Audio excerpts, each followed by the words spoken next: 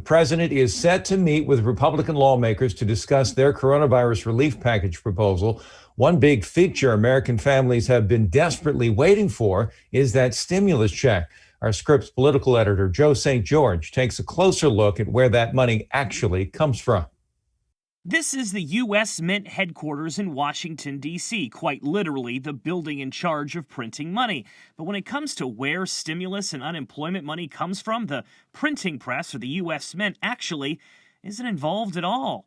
But in order for Congress to pass these trillion-dollar laws that eventually results in real money in your wallet, the Treasury Department has to borrow the money. Unlike you or me, the Treasury Department can borrow as much as they want. They can borrow money from private investors, foreign entities, and other governments. Basically, the Treasury Department issues a bond or a note that is really an IOU, promising to pay back the money with a little bit of interest one day.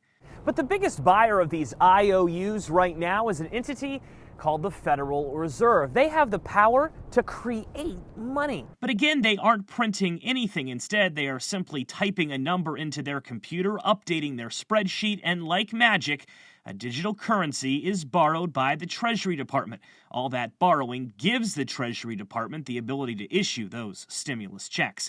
So, is there a risk to all of this? Well, there is a word that scares economists. The word is inflation.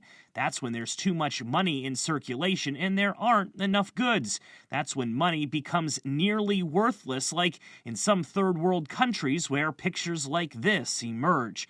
Now, economists don't believe we're at risk for that right now, as long as all of this is managed correctly and our economy is still producing more than we are borrowing. And while all of this may sound complicated, that's how you get the stimulus check. In Washington, I'm Joe St. George.